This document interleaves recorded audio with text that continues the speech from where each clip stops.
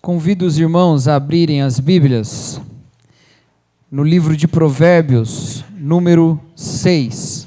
Vamos continuar meditando na sabedoria de Deus, no que a palavra de Deus nos ensina sobre a vida sábia, a vida bem-sucedida no sentido da vontade de Deus. Nós vamos ler os versos 12 até o número 19. Diz assim a palavra de Deus: O perverso não tem caráter, anda de um lado para o outro, dizendo coisas maldosas, pisca o olho, arrasta os pés e faz sinais com os dedos. Tem no coração o propósito de enganar, planeja sempre o mal e semeia discórdia. Por isso a desgraça se abaterá repentinamente sobre ele. De um golpe será destruído irremediavelmente. Há 6 coisas que o Senhor odeia, 7 coisas que ele detesta: olhos altivos, língua mentirosa, mãos que derramam sangue inocente, coração que traça planos perversos, pés que se apressam para fazer o mal, a testemunha falsa que espalha mentiras e aquele que provoca discórdia entre os irmãos. Um texto duro no livro de Provérbios, que traz 7 coisas que Deus detesta. Nessa lista, ali no versículo, a partir do versículo 16 até o versículo 19. Nós já falamos isso nessa nossa série sobre a sabedoria de Deus no livro de Provérbios, mas é sempre bom lembrar, porque é sempre a primeira vez para alguém, não é? Que o livro de Provérbios trabalha com bastante dualismo. Ele fala sobre o caminho sábio e ele fala sobre o caminho tolo.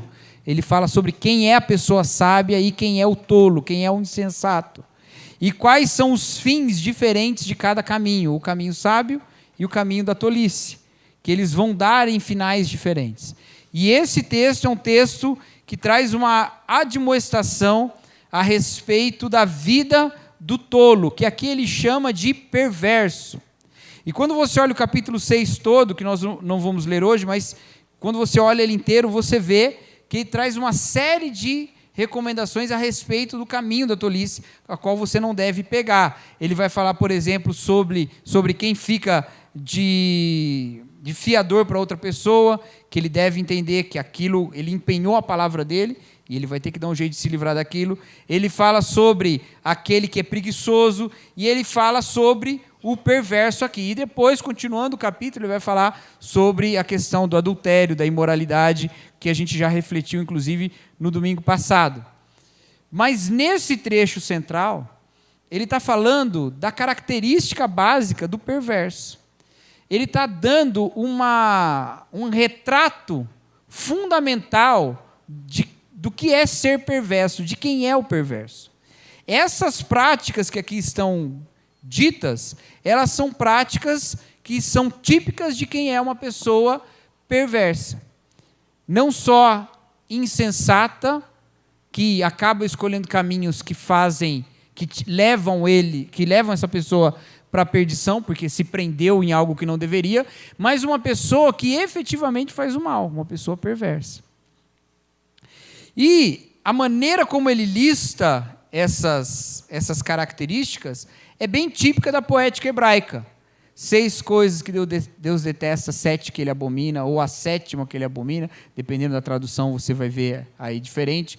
Às vezes é apenas para mostrar, para listar as 7 coisas, ou para destacar a última. Alguns comentaristas vão dizer que a última é destacada entre as 7. Então, são 6 coisas que ele detesta, 7 que ele abomina, ou 6 coisas que Deus odeia, 7 que ele detesta, ou 6 coisas que Deus detesta e a 7ª que ele abomina, como se ela fosse pior do que as outras 6. Mas o mais importante não é nem a gente olhar ponto por ponto aqui, porque eu não acredito que essa lista seja extensiva.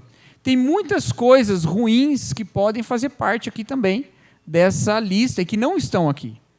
Ele poderia colocar coisas ainda terríveis que seres humanos fazem e que ele detesta também, que Deus detesta. Mas o que está mais importante nessa lista é o espírito dessa lista. Qual é a base comum de todos esses pontos. E isso é muito interessante, porque nós estamos falando de coisas que Deus detesta. Ele não está trazendo aqui agora na base simplesmente do que é sábio ou do que é tolo, do que se você olhar para a vida você percebe, não é muito inteligente você, por exemplo, ficar de fiador com alguém que não vai pagar, e você vai se complicar com esse negócio. Não é sábio você ficar muito tempo na casa de alguém, consumindo dos recursos daquela pessoa sem se preocupar em repor, é algo que o livro de Provérbios também fala. Tem uma série de coisas que ele vai dizer que é senso comum, mas isso aqui não é senso comum. O mal aqui retratado não está em relação com o senso comum, está em relação com Deus. São coisas que Deus diretamente e ativamente detesta. Ele detesta essas coisas. Ele odeia essas coisas. E aí você vai falar, bom, Deus deve odiar que nós falemos contra Ele. A blasfêmia. Deus deve odiar que nós hajamos contra a fé que Ele deu. Deus deve odiar, por exemplo, que nós queimemos Bíblias. Deus deve odiar que nós destruamos o templo. Deus deve odiar que a gente venha no final da ceia, pegue os cálices do vinho e tome, e vire um atrás do outro. Deus deve odiar essas coisas. A gente geralmente acha que Deus se ofende com espécies de transgressões religiosas. Mas quando nós olhamos a lista que Deus colocou aqui, que tipo de transgressões tem aqui? Transgressões contra o próximo. Não são transgressões religiosas. São transgressões contra o próximo. Olha aí. Olhos altivos, que é o orgulho. O orgulhoso, ele só é orgulhoso porque ele acha que os outros são menores que ele. Não é? Língua mentirosa. Bom, não precisa nem falar como isso causa mal para o próximo, né? Mãos que derramam sangue inocente. Coração que traça planos perversos. Pés que se apressam para fazer o mal. A testemunha falsa que espalha mentiras e aquele que provoca discórdia entre os irmãos. Ele não botou aqui, por exemplo, o herege. Deus não detesta a heresia? Detesta. Deus não detesta o falso mestre? Não detesta o falso ensino? Com certeza ele detesta. A falsa profecia, ele mandou até apedrejar falsos profetas. Mas a ênfase aqui é o mal feito ao próximo. Deus detesta o mal feito ao próximo.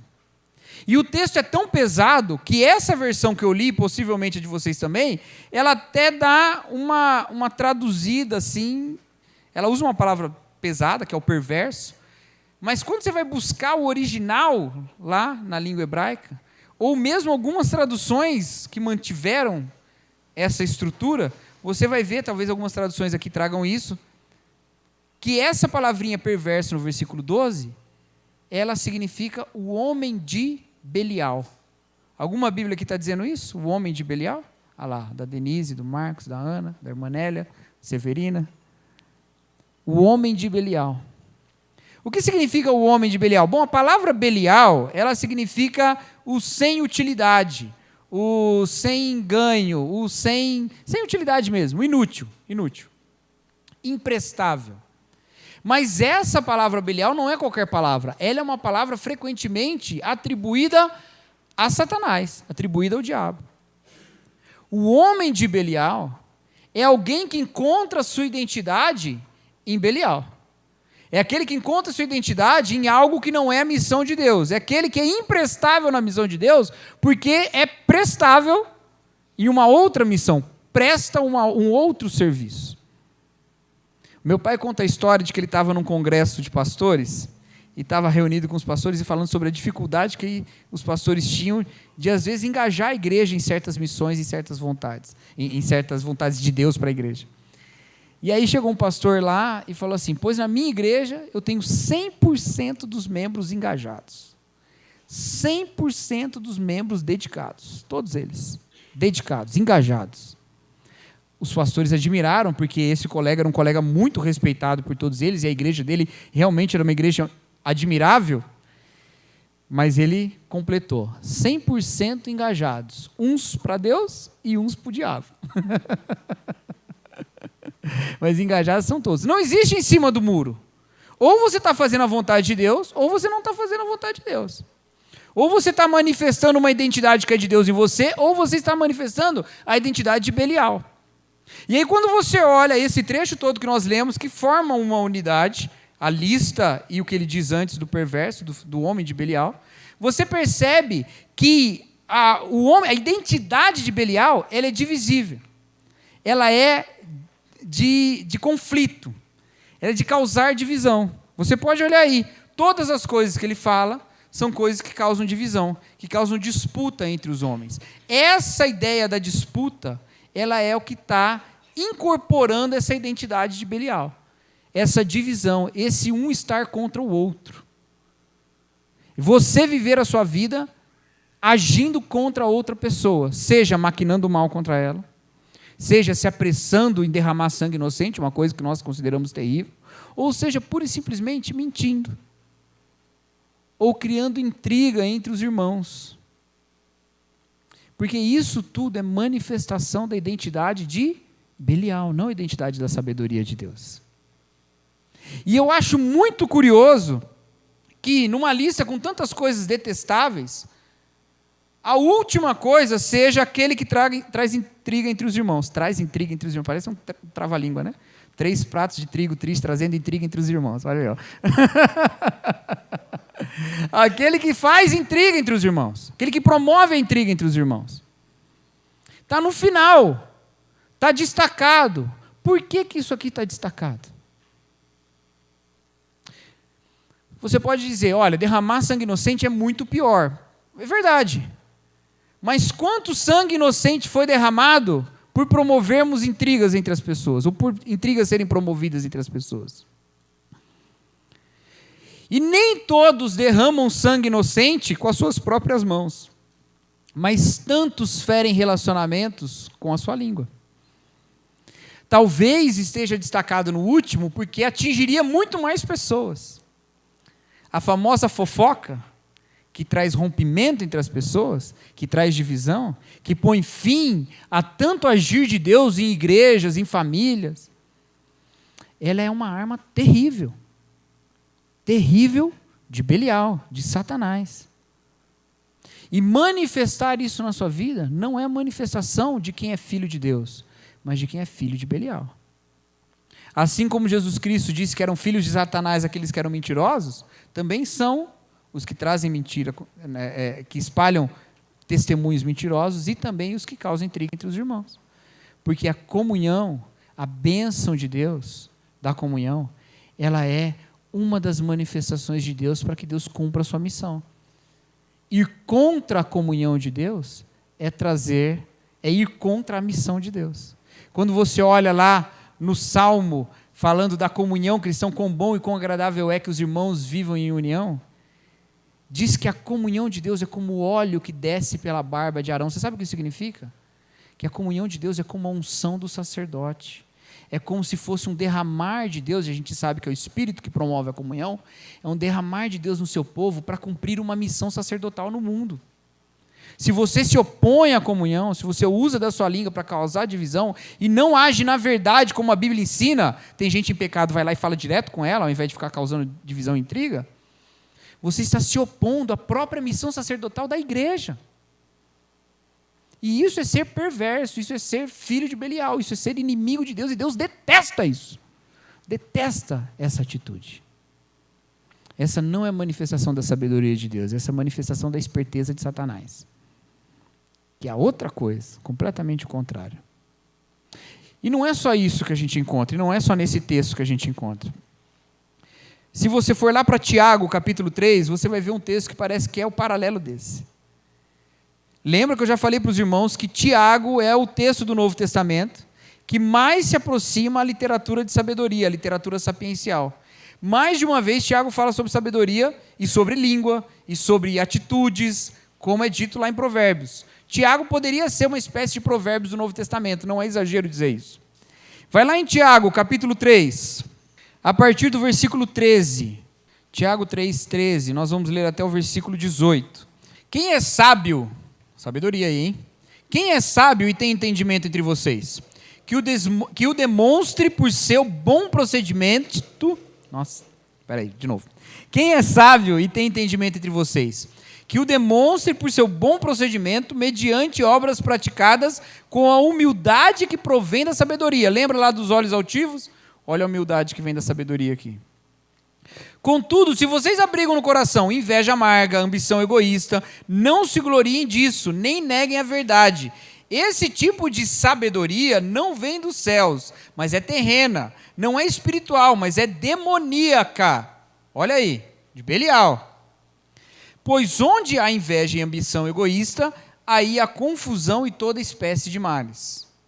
Mas a sabedoria que vem do alto é, antes de tudo, pura, depois, pacífica, amável, compreensiva, cheia de misericórdia e de bons frutos, imparcial e sincera. O fruto da justiça semeia-se em paz para os pacificadores. Não parece que é escrito em paralelo? Parece que Tiago pegou lá esse texto de Provérbios e falou, então deixa eu falar como é que tem que ser. E ele coloca aqui. Tiago coloca 8 características, Provérbios traz 7, mas no que Provérbios coloca como a base da identidade de Belial, que é a divisão, Tiago coloca como a base da sabedoria de Deus a paz. Não é o conflito, é a paz. Não é a divisão, é a comunhão. Não é o orgulho, é a humildade. Não é mentira, é a sinceridade.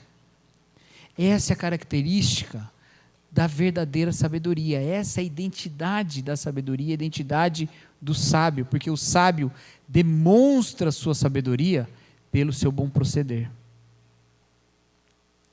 A identificação do perverso com Belial é tão intensa que lá no versículo 15 de Provérbios, do capítulo 6, vai dizer que este homem de Belial será destruído com um só golpe.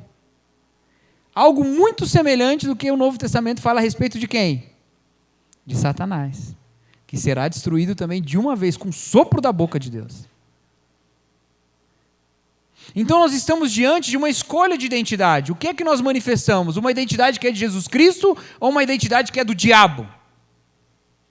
Se vivemos em comunhão e em paz, se buscamos o bem do outro, é porque manifestamos a identidade de Jesus Cristo. Se buscamos o mal do outro com palavras, com um linguajar que fere, com divisão, com promoção de divisão entre os irmãos, quem está sendo glorificado nas nossas atitudes não é Deus, é Satanás. Nós estamos mostrando uma filiação que não é uma filiação divina. E por que a filiação divina é pacífica? E isso que é importante que a gente entenda agora. Porque senão vai parecer que é simplesmente uma escolha de obras. Você pode pensar assim, bom, então não vou fazer as coisas que Deus detesta, vou fazer as coisas que Deus quer. Mas de repente você solta uma mentirinha. E aí? De repente você faz uma fofoca. De repente, no seu coração, você maquina uma coisa errada. Ele não está nem falando de praticar, ele está falando só de maquinar. Ou você se apressa para resolver uma coisa que vai fazer mal para o outro. E aí? Porque a questão não reside nas nossas obras. Essa nossa nova identidade nós recebemos em Jesus. E essa vida sábia, ela frutifica do Evangelho e não da moralidade. Ela não é uma mera cartilha em que eu estou dando 2 caminhos para vocês. É o seguinte, espera-se daquele que crê em Jesus Cristo e que entende o Evangelho, que ele viva uma vida de paz. Por quê? Porque Jesus Cristo, diferente de Belial, que está numa missão de divisão, Jesus Cristo está numa missão de reconciliação. E uma vez que você entende que você é reconciliado com Deus, não dá para você pensar em estar dividido com o seu irmão. Isso é uma coisa que deve pesar para nós com uma responsabilidade muito grande. Muito grande. E uma coisa que me ajuda, e aí eu já não sei se vai ajudar todo mundo, mas uma figura que me ajuda é pensar o céu.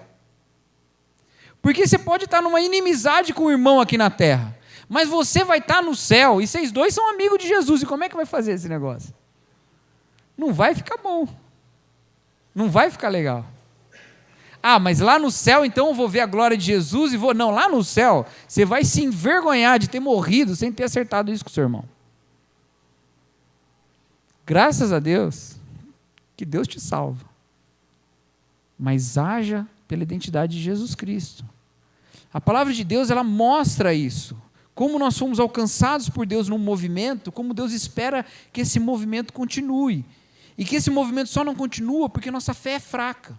Quanto mais nós cremos no Evangelho, mais o mover de reconciliação se manifesta. Quanto menos nós cremos no Evangelho, mais nós cremos em nós mesmos. E mais nós temos que fazer a nossa justiça na terra, porque a justiça não foi feita na cruz. E mais a gente faz mal para as pessoas. Se Deus nos perdoou, Ele espera que nós perdoemos. É como nós oramos no Pai Nosso, não é? Perdoa-nos como nós perdoamos a quem nos tem ofendido. Se Deus nos ama, Ele espera que nós amemos. Se Ele é bom para conosco, Ele espera que nós sejamos bons para com os outros. É o que o apóstolo Paulo escreve para Tito, capítulo 3. O que João fala que nós amamos porque Deus nos amou primeiro. O mover de Deus na nossa direção é o mover de Deus de nós em direção aos outros. Nós não temos capacidade de salvar ninguém, mas nós podemos mostrar quem Jesus Cristo é por uma atitude de quem é absolutamente grato por ter sido alcançado por Ele. E se Jesus Cristo venceu a grande inimizade entre Deus e os homens, que era terrível, que são homens indignos, impuros e que ofendem o Deus do universo, quanto mais Jesus Cristo também não nos unirá em reconciliação uns com os outros.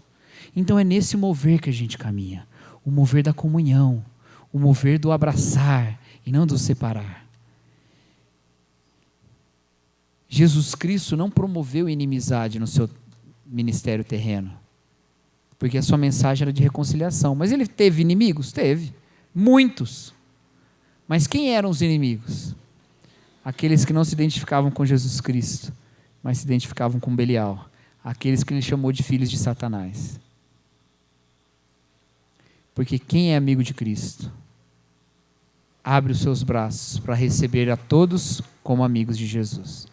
Quem senta na mesa com Cristo não escolhe quem senta junto. É Jesus que chama. Quem chama Deus de Pai não escolhe irmão. O irmão é Deus que adota. Então é assim que a gente vive. É assim que a vida de Deus se manifesta em nós. Nós não podemos deixar que a ira, que a divisão, que a inimizade fique muito tempo no nosso coração. A indignação, ela nos toma, ela nos toca. A palavra de Deus fala, irai-vos, mas não pequeis. A ira, ela nos alcança. A ira é uma resposta automática à injustiça. Você vê uma injustiça, você se ira. É normal, é impossível você não lidar com isso. Na verdade, isso é característica e até imagem de Deus em nós, porque Deus se ira com a injustiça também. É resquício de um senso de justiça que nós temos. O problema é que a nossa justiça ela é deturpada. E se você agir pela sua ira, você vai pecar. Sabe por quê? Porque você vai fazer justiça com as próprias mãos. Mas aqueles que reconhecem que Jesus manifestou a justiça de Deus, não faz justiça com as próprias mãos. Porque Deus já manifestou sua justiça em Cristo. Eu não preciso fazer justiça com as minhas mãos. Eu deixo que o Senhor julga. Eu deixo que o Senhor abençoa. Eu deixo que o Senhor reconcilia. E com isso eu me abro para me assentar na mesa de Jesus Cristo. Porque onde Jesus Cristo entra, pecadores são bem-vindos.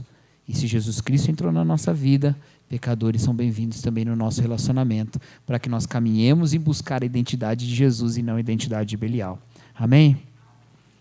Eu sei que essa palavra é dura, e ela é mesmo. E eu não poderia dizer uma palavra que não fosse dura, quando o texto é duro daquele jeito. O texto é muito duro, falar coisas que Deus detesta, odeia, abomina. Não dá para a gente amaciar quando vê uma coisa dessa. Tem que engolir assim como um comprimido grande e difícil. Mas a gente olha para a cruz. E quando olha para a cruz, vê que em Cristo Deus reconciliou o maior abismo que existia no universo, que era entre Deus e os homens. Qualquer ruptura de relacionamento pode ser restaurada por Deus. E se nós buscarmos a identidade em Jesus Cristo, já não haverá mais judeu, nem grego, nem escravo, nem livre, nem bárbaro, nem cita, mas Cristo é tudo em todos. Se Cristo for tudo em cada um de nós, todos nós estaremos unidos em Jesus Cristo. Amém?